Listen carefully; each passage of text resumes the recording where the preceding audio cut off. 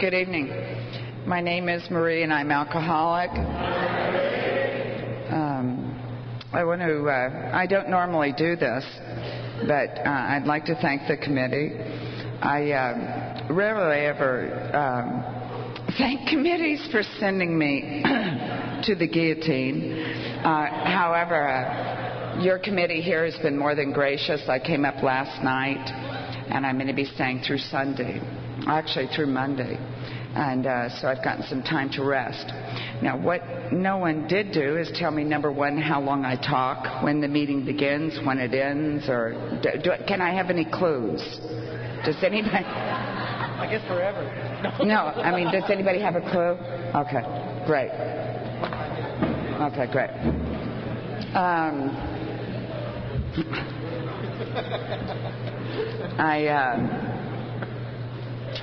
I really hate that I travel a lot, and I really hate the times when I get up here and I can't remember my story. It happens frequently. I pray before I speak, as always, in Alcoholics Anonymous, and sometimes it just takes God a few minutes to get here. I show up on time, but God doesn't always get there quite as soon. Well, there's a horrible echo here. I'd like to thank Charles. I sponsored Charles, and Charles drove up tonight. He just drove and heard me speak someplace else last Sunday, so I really appreciate his support. I used to drink, and why don't we start there? You know, I oftentimes, when I sit in AA meetings and I hear them talk about, I don't know what to talk about, or what should the topic be? And I always get a little bit frustrated with that, because it's like you can take a clue from the name of the organization. You know, it's like I don't have to go far to think of something to talk about. I don't drink. And that is an absolute nothing short of a miraculous state of being for me. It's better. I was born in the South. I was born in Georgia. Now, I realize a lot of fine, wonderful people come from Georgia. However, I wasn't. I talk a little bit about my upbringing simply because it has a lot to do with the steps and who I am today. I was born in Georgia, and anyone that's from the South knows that women are basically for breeding. I mean, that's just... the women are just basically for breeding, and anything I did in life, whether it was go to college, although no one in my family ever talked to me about college. I had 3 brothers. They were the ones to go to college. Or go to cotillion, and a lot of people in California don't know what cotillion is. When I go to the South and speak, they all know. Cotillion is, when you get to Miss America and things like that, that starts when you're 3 years old. And cotillion, I went to cotillion, and I'm telling you, by the time I was 5, I could eat a whole formal dinner in white gloves and never touch my fork to the plate. I mean, those are things that really get you by in life. But anything that I was taught to do, anything that I did was so that I could become, I could be a lady and get a man, so that I could become someone, because that was basically the purpose of me breathing. And the only reason I talk about these things now, I realize that I may be the only one in Alcoholics Anonymous with sex problems, However, I'm very grateful that our co-founders also thought sex was important, and they had some poor attitudes towards it, because they dedicated a whole quarter of our inventory proceedings to it. However, I seem to be the only one that had problems in that area. And these were attitudes that went on to, like the 12 by 12 says, went on to color the very fabric of my existence, altered my existence, where I made decisions based on self. And when I tell you that I made a decision based on self, what that means to me is, like our text says in chapter 5, that I made decisions when I was either frightened, angry, resentful, or remorseful. I made a decision in a fearful, angry, or remorseful state about me and life and other people, which later placed me in a position to be hurt. And I'm so grateful for the fourth step in Alcoholics Anonymous that gives me an opportunity to go back and examine, not you examine me, not a psychiatrist examine me, not a psychologist, not my mother, not my father, not my sponsor, me. Me and alone with my God, I get to go back and see those decisions that Marie Stinner made based on fear, resentment, or remorse, which put me in a position to be hurt for the next 30 years. I was there in the South, and I believe for me the first miracle that ever happened is that our house burned down. We got the hell out of there. I believe that only my God and I knew to what degree I could not survive in the South. I also had a thing about ladies. I thought my problem was ladies. Now, I made a decision. I may be the only alcoholic that does this, but I make up stuff that's not true.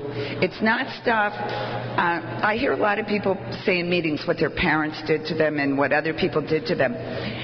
I haven't needed any help. I just make stuff up that isn't true, and I believe it. I do it all by myself. And I just made up a lot of stuff that wasn't true. And one of the things that I made up is that a lady is somebody with blonde hair and pink lipstick that sits next to a man and goes, and is very demure.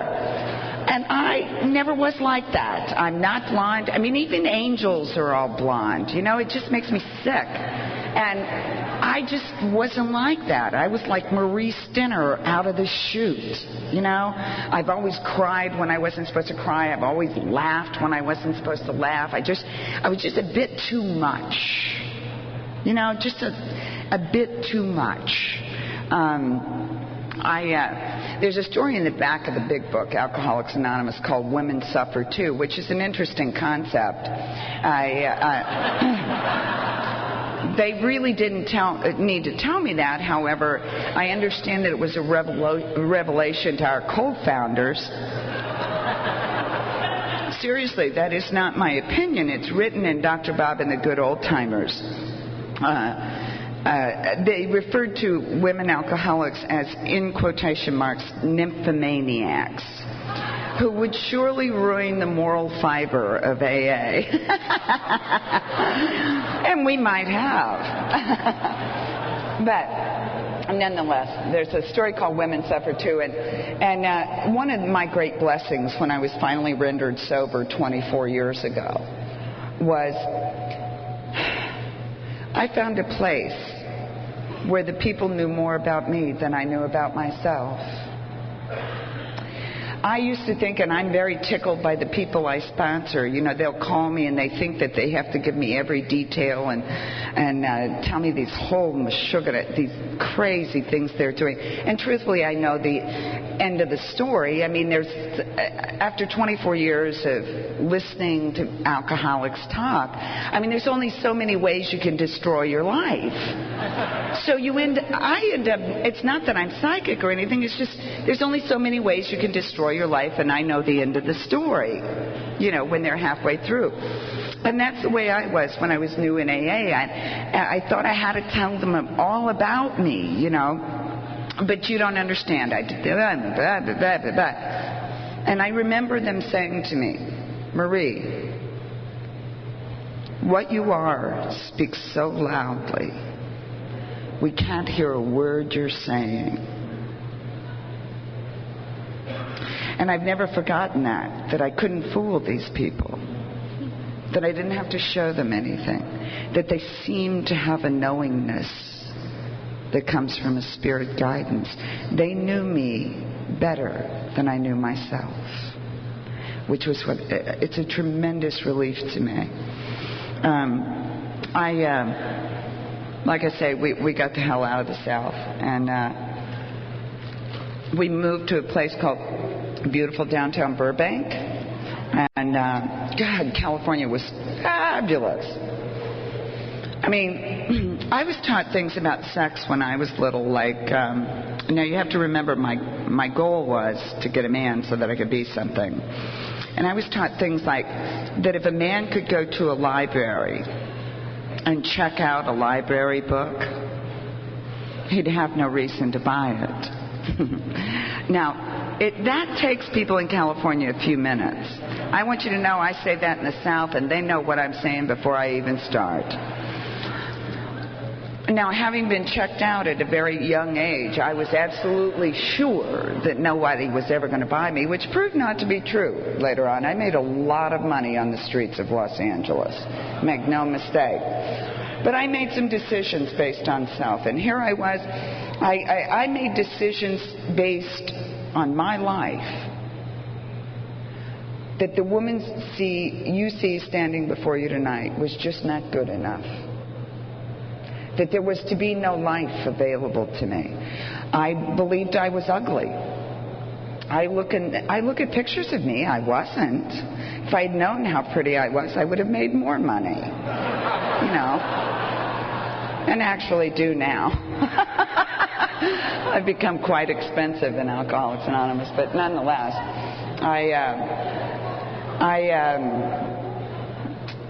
here I was in California. Now, they had whole cities of stuff out here that we didn't even talk about back home. You know, in my family, you had nothing from the neck down. Not only did I meet people that had been checked out, but they were looking to do it again, and they weren't ashamed. And, you know, all my life I felt like I had been breathing somebody else's air, and they were going to come along any moment and just snatch it away from me. And I got to California, and God, it was like I got to Los Angeles, it was like the first time I thought there was a chance for me. I mean, there were all kinds of people, straight, gay, people with dyed hair. I mean, you could be a blonde. You didn't have to be born one. And it was the first time. It was shortly thereafter that I was introduced, that I took my first drink with a will. And by that, I mean, I may have sipped a beer before, but what I'm talking about is drinking with a will.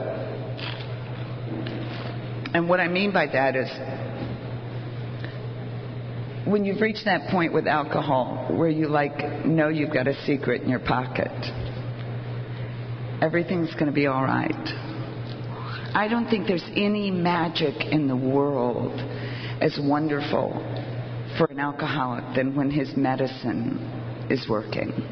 I mean, it's a magical world. And I was with a bunch of kids in a Lover's Lane type situation up above Burbank, looking over the city, and they were all kissing and hugging and sharing bottles. And I had gotten a hold of a bottle of slow gin.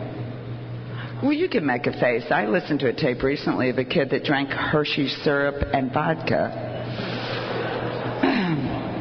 You know, when you're 14, they're not sharing cocktails with you folks. But I had gotten a hold of this bottle of slow gin and a warm quart of Coors beer. And I told those kids that I was going to go over to the edge of the cliff and look at the lights. And I drank that bottle of slow gin, and I chased it with that warm quart of Coors all by myself. And that is basically the way I drank and used other drugs for the next 9 years. It was shortly thereafter, having that slow gin and that Coors, that I was introduced to the wonderful world of drugs other than alcohol. And for me, it was a wonderful world because in our text, Alcoholics Anonymous, in the second chapter, it discusses the fact that the alcoholic, the obsession of the alcoholic is that somehow, some way, we're going to beat this game. And when I found drugs other than alcohol, I really thought I had beat the game. I could get free from the manifestations of self, that strangling of fear and resentment and remorse that, I mean, literally they strangled me to the point that I didn't experience anything else anymore. And yet I wasn't going to end up like them, the alcoholics in my family. And of course, I ended up worse than any of them ever did. It was at that point in my life that I made two very important decisions based on self. Two very important decisions based on fear, resentment, and remorse. And that's number one, if I could just stay loaded till I died and never love anyone, everything would be all right. Because if you're alcoholic like I'm alcoholic, you know loving hurts too much. It just hurts too much. So if I could just stay loaded till I died and never love anybody, everything would be all right. And that's the career I pursued for the next 9 years. I never drew a sober breath except under duress. I had to come to AA to find out that people went through hangovers repeatedly. I mean, I was shocked when I was first in AA, and people would talk about that every morning hangover. I used to sit there and think, why would they do that? I mean, why didn't they just have another drink? I mean, but I didn't have families. I didn't have anything in life I cared about. So I just drank like that from the very beginning. It was my medicine. I had no choice. I've needed an answer all my life. And alcohol was my answer. I'm so blessed with the allergy of the body because it scratched my itch. Alcohol. When I spoke last week, I started talking about bourbon, and I'm telling you, well, there we go again. If I talk about bourbon long enough, the back of my jaws kick in, and I begin to drool. Now, it's not cute. I should say salivate. I have been sober a long time. I don't want to drink, but my body remembers. My body remembers that feeling of where I would be restless, irritable, and discontent, like it talks about in the doctor's opinion, where I'd have,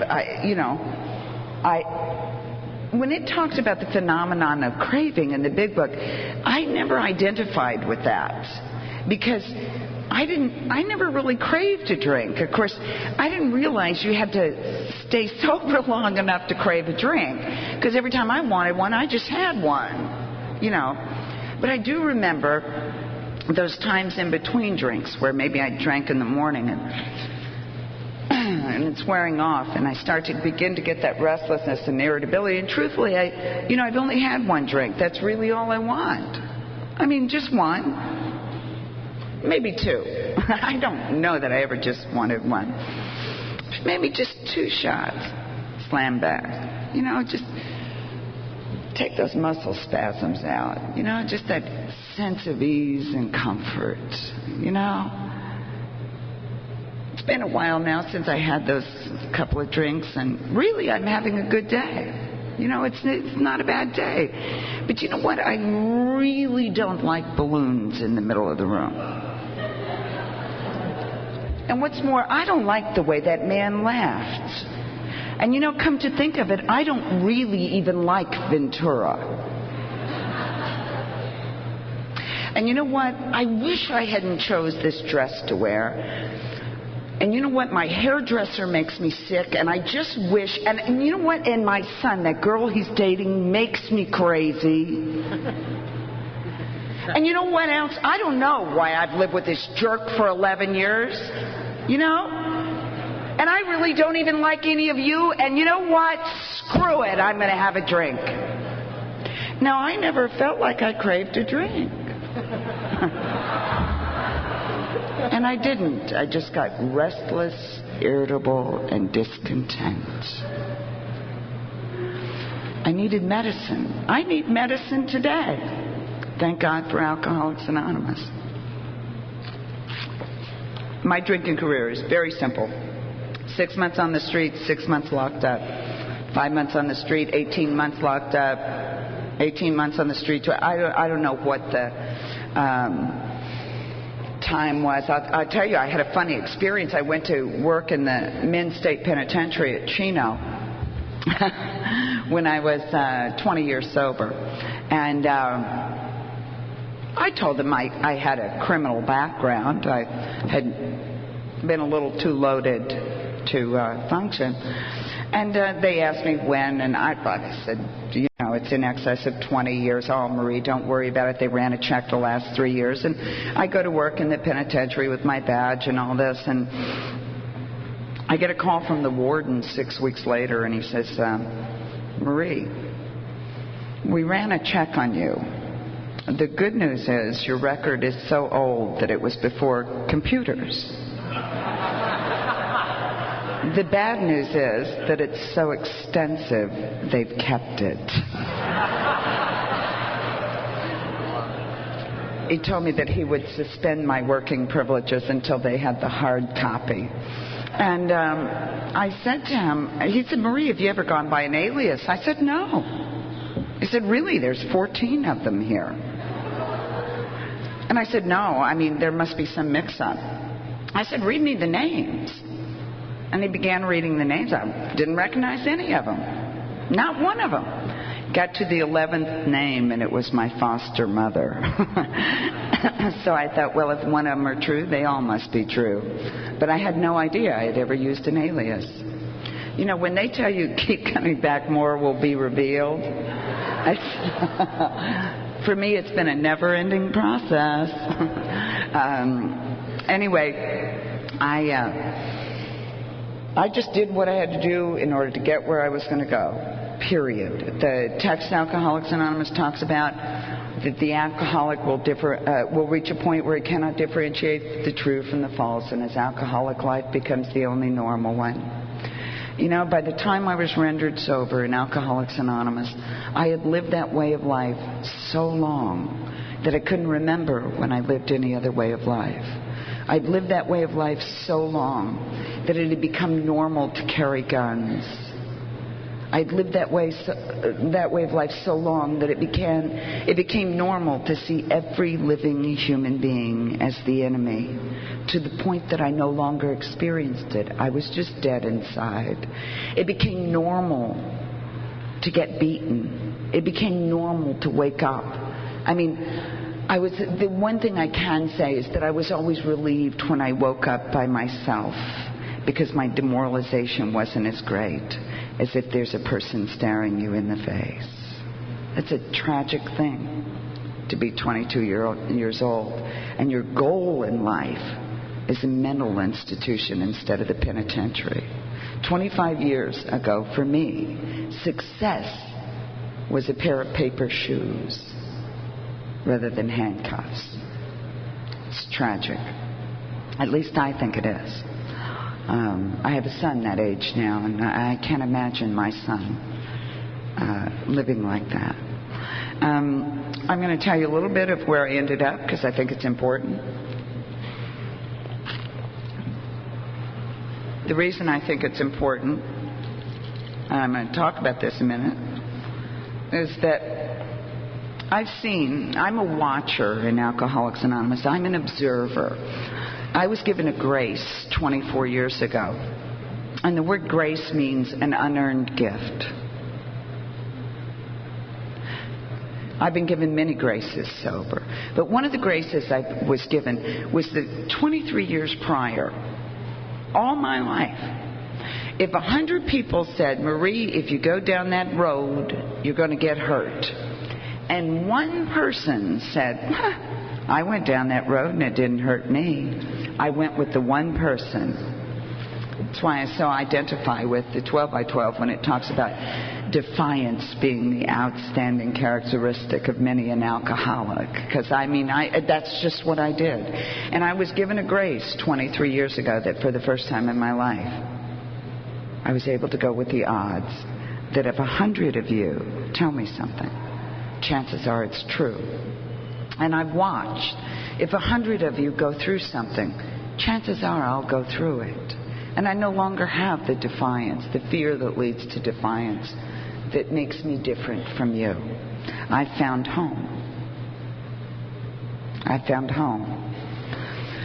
Anyway, I see the reason I'm going to tell you where I end up, and the reason I talk about alcoholism, and the reason I talk about my drinking.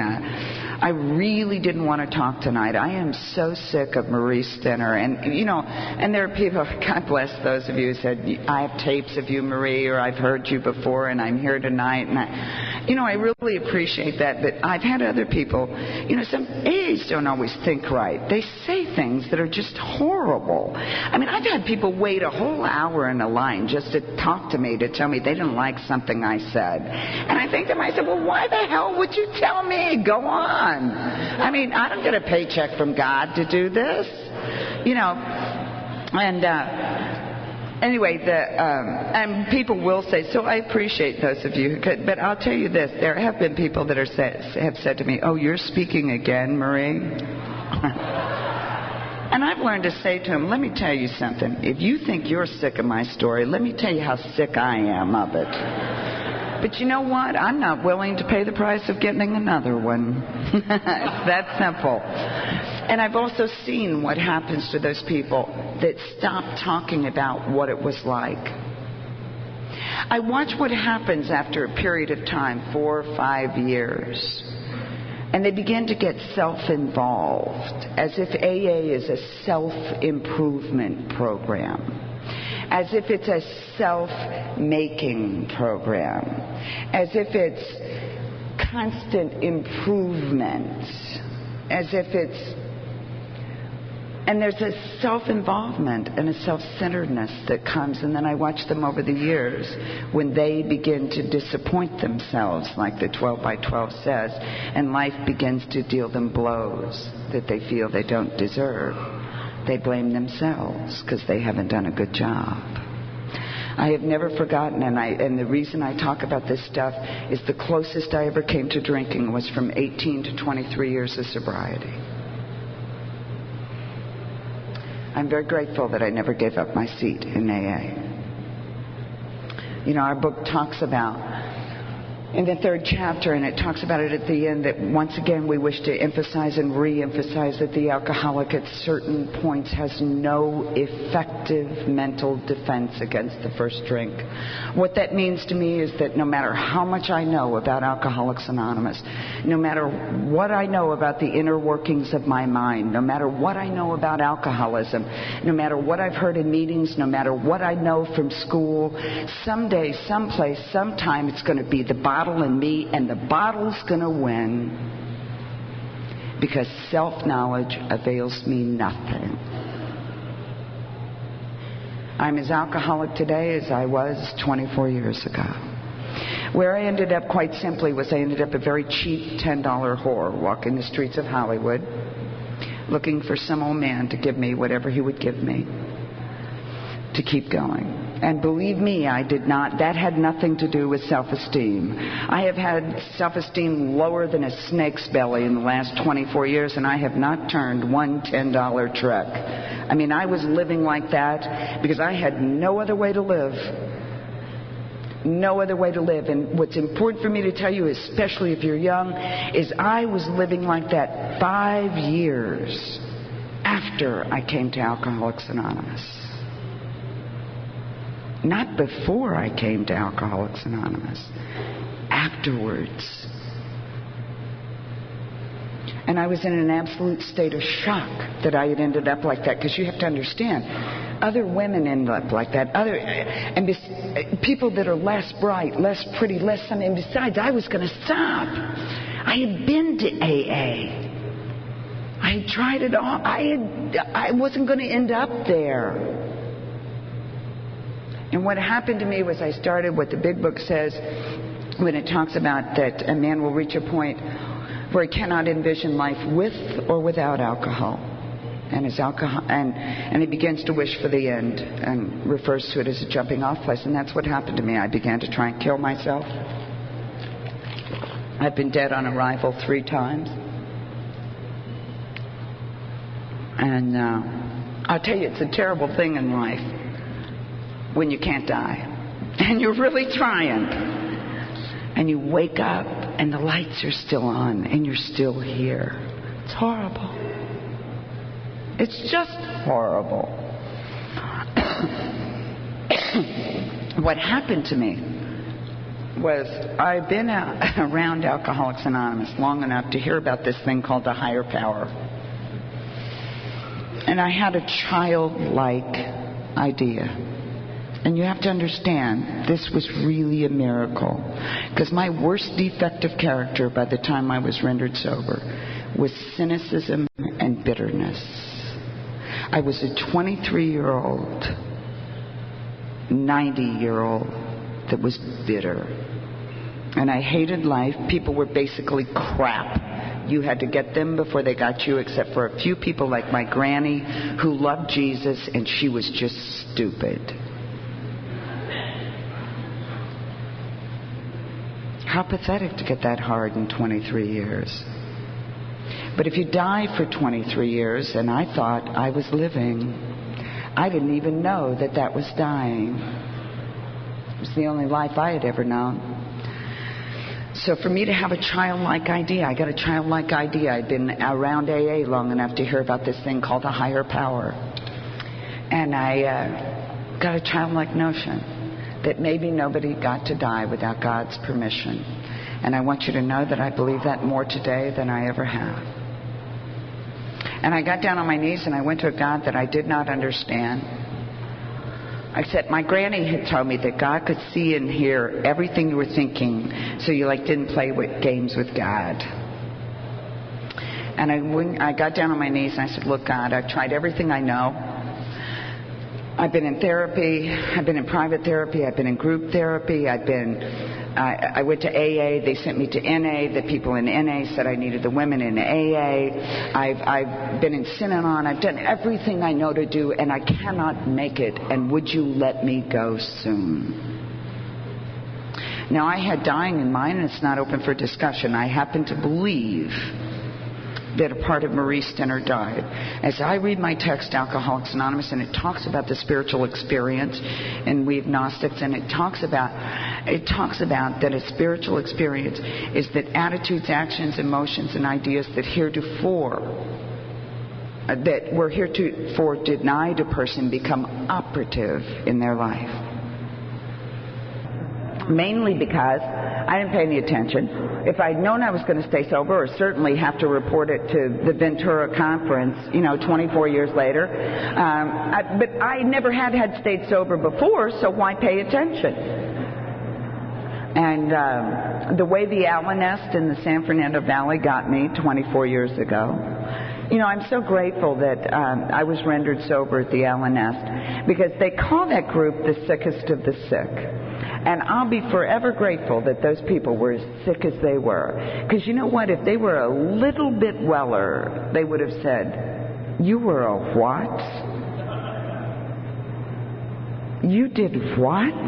Oh, no, dear, you need to go over here. You don't belong here. But those people were just sick enough to believe that the power laid out in the steps of Alcoholics Anonymous could take that pathetic little 23-year-old girl and make a miracle in her life. I don't think they believed in me. I don't think they believed in themselves. But I believe that they believed in the power that pulls people back from the scrap heap of life, which is what our book talks about. That power that brings people back from the gates of death. That power that brings people back from insanity. I remember when I was new, my sponsor taught me things I didn't understand. One of the things that I was blessed with was that I drank my brain up. I was absolutely terrified when I was new, because I had been very bright. And they would tell me, read the book. And I would take the book home, and not my home, I didn't have one, whoever I was staying at, but I had a difficult time keeping my eyes on one line. It would take everything I had just to stay on the one line. And then they just bounce back up, and I would just try and concentrate, and I'd stare at the page, and I'd get down 3 or 4 lines, and I'd do it with all the exertion of the will, and then screw it, I didn't remember what I read. It was awful. My brain was gone. And I remember going to my sponsor, Cheryl, and saying, Cheryl, what am I going to do? my brain, what's going to happen? I didn't have any problems living a day at a time. I couldn't remember where I was that noon. I mean, I said, Cheryl, what am I going to do about my brain?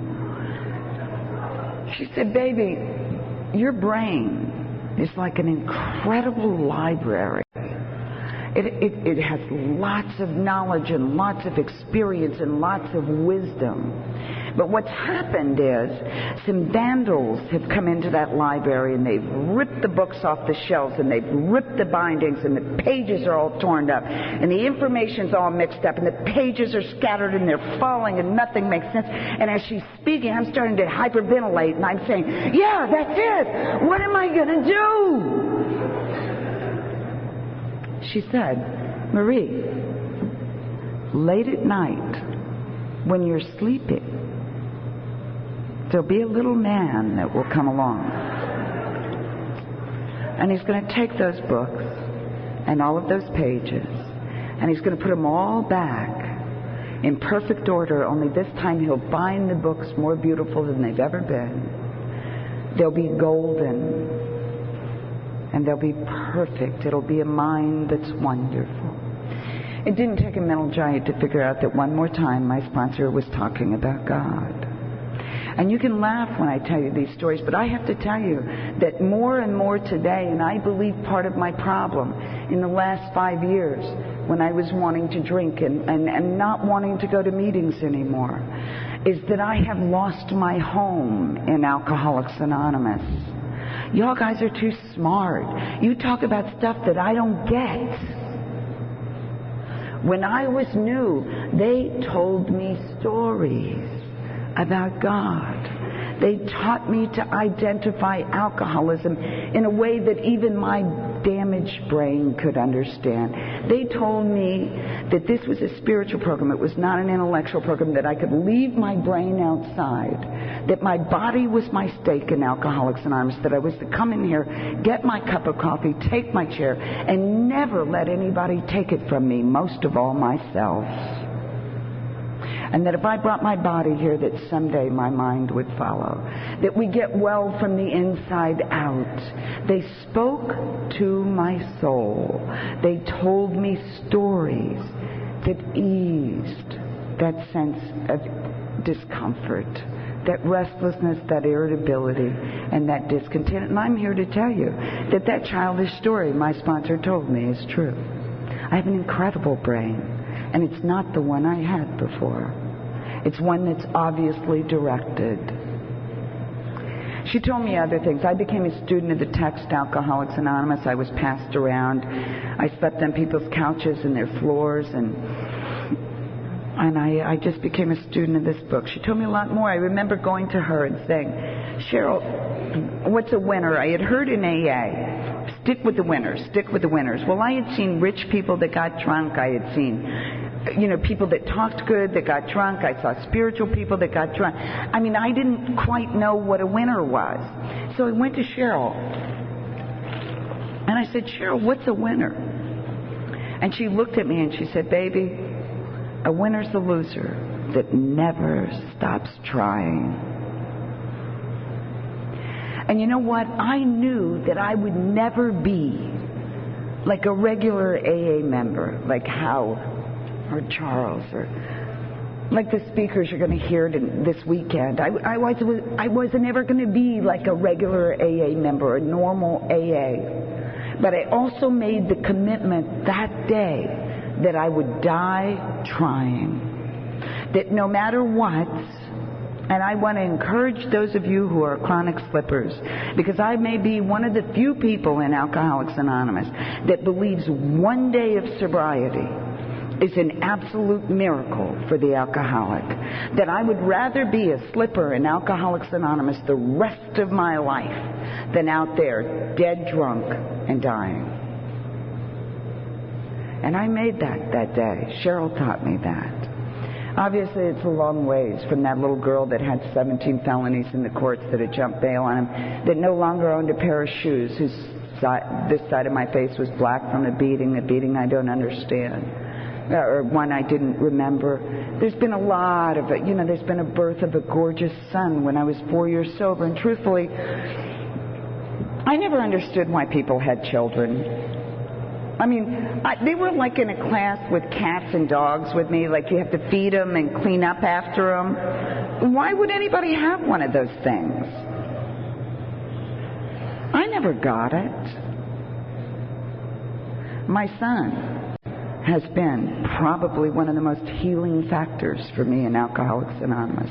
I have oftentimes thought that if I could see myself through my son's eyes, if I could see myself through my Heavenly Father's eyes,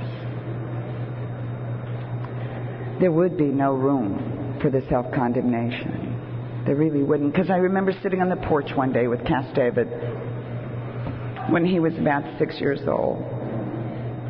I loved his father. I had married a scientist. I just think that's hysterical, but I had married a scientist, and he was one of those smart guys in AA that just didn't need... I'm like scum, so I needed lots of AA meetings. We knew I was really sick. But Tim, on the other hand, was on faculty at the university, and he just didn't quite need as many AA meetings as I did. 7 years sober, Tim picked up a drink. What was horrible about that is he began to drink again, married a born-again Christian, and they went to church, and then they went to court.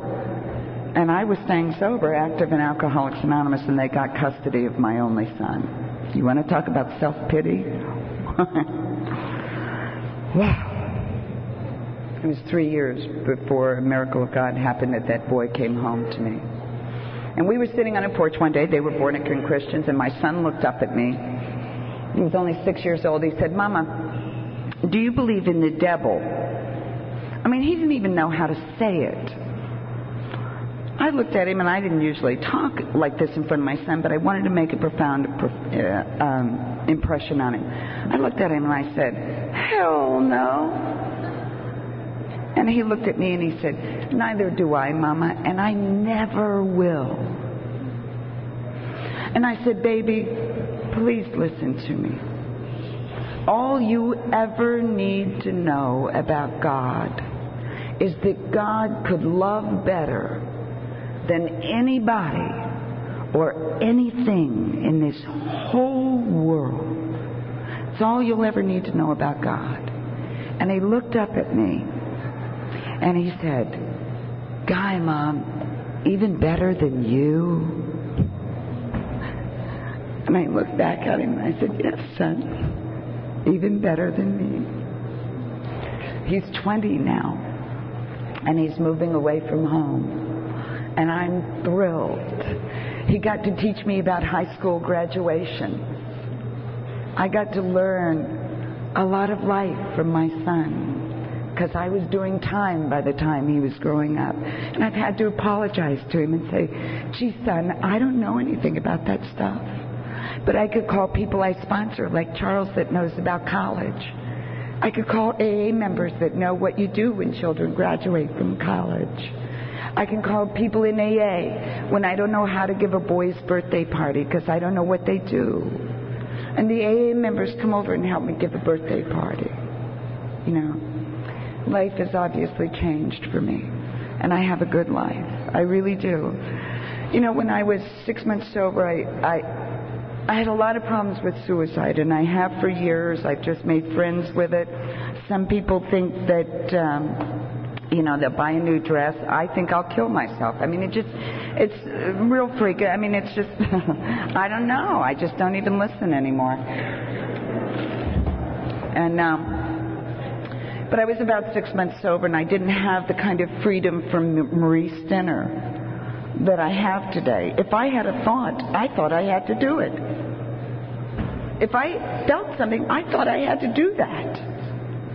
Today I have a lot of freedom from Marie Stinner. But I was 6 months sober, and I was wanting to die, and I just couldn't stay alive anymore. I had hoped that AA would work, and this was a new life, and I was still Marie Stinner. And it was on me. It seemed that I didn't understand about character defects. I didn't understand about steps. I hated the step. I didn't understand the words people used. Simple stories I needed. Simple stories. And I remember thinking, go to a meeting, Marie, go to a meeting. And I said to myself, what's going to happen at a meeting? I mean, I don't want to go to a meeting. I mean, it's not going to change anything. And when I was new in Alcoholics Anonymous, they talked about that the foundation in Alcoholics Anonymous that we get, that if we go to a meeting every single night, that someday our hearts and our heads would be going to a bar and our feet would go to an AA meeting. And that's what happened to me that night, that I knew life wasn't worth living. I knew I was never going to be able to stay sober. It was stupid. I was trying. People like me don't change. And I went to an AA meeting, and a speaker got up there, and he talked about, he said, if you're new, his name was Eddie C., and he said, if you're new, or for that matter, you've been sober a while, and you're thinking about suicide. I didn't tell him. He just said it. If you're new, or for that matter, you've been sober a while, and you're thinking about suicide, he said, if you're under 2 or 3 years of sobriety and you decide to do it, call it by its right name. Call it murder. Because you will not know the person you killed. And I sat in that meeting that night, and I thought, is there a possibility? Is there a possibility that I could be introduced to a whole nother human being in Alcoholics Anonymous, Marie Stinner, that I've never met or forgot that she existed? And that's what I offer you if you're new, because I am telling you that I do not recognize myself. I do not recognize the Father that comes through me, the love that comes through me, not from me, through me. I do not recognize waking up in the morning being excited about life, automatically thinking of what I can do for you. Automatically. It's become automatic with me. I don't fight it. I automatically think of what I can do for you. When I told you about the self-condemning thoughts and the fear and the resentment and the remorse, I am no longer strangled by Marie Stinner. I have freedom for me. I have had 3 major freedoms in sobriety that are my abs. How are we doing, Walt? How are we doing? Okay. I've had 3 major freedoms in Alcoholics Anonymous that I wouldn't trade for anything in the world. Number 1, that's freedom from the bottle. By the time I was rendered sober, I could not go 4 hours without a drink. I have not lost the awe of physical sobriety. I could not go 4 hours. The freedom from the chain, the bottle owned me. There was no Marie Stinner. Number 2, I have not had to sleep with anybody in 24 years that I did not desperately want to. Now, some of you may find, like our book says, this disclosure distasteful. But if you were a woman or a man like me and you had to sleep with people, I don't have to anymore. No stranger gets to put their hands on me. So the freedom from the bottle and the freedom from sleeping with people. And number 3, the freedom from Marie Stinner. The freedom from me, which our book promises us, that we will begin what used to be an occasional hunch or an inspiration gradually becomes a working part of the mind. It talks about that 6th sense, how we come to rely on it. I don't live in fear. I was afraid to talk tonight. I'm very sick of myself, and I've had some things about my past revealed to me lately. Again, we talk about more will be revealed. I have had experiences in the last period of time that some crime partners of mine. A circle of us have been brought back together, and they're all in AA. One's sober 16 years, one's sober 6 years, and one's sober 4 years. And it seems like one of their favorite topics is Marie. And I get to hear things like, Marie, do you remember when you tried to stab me? And I say, no, I don't, sweetheart. Sorry, I don't. Well, Marie, do you remember when you put a contract out on me? No, I don't, sweetheart, but if you tell me it's true, it must be. And I get to hear them talk about Marie Stenner as being the meanest woman they had ever known in their lives. And I've lived sober long enough that I don't know her anymore. And when they talk about it, I think they're exaggerating. I want to thank all of you for being members of Alcoholics Anonymous, because I can't stay sober by myself. It doesn't make any difference if my sponsor has died now. It doesn't make any difference if all the people that helped me when I was new are dead now. They're all gone. It doesn't make any difference if I don't recognize AA anymore. It doesn't make any difference if I don't like what you talk about. It doesn't make any difference if I'm confused or frightened here or I don't like the changes. Marie Stenner can't stay sober by herself. So I'm really glad you guys are here. And I want to thank you for giving me the opportunity to share my life with you. And I hope I didn't talk too long. Thank you.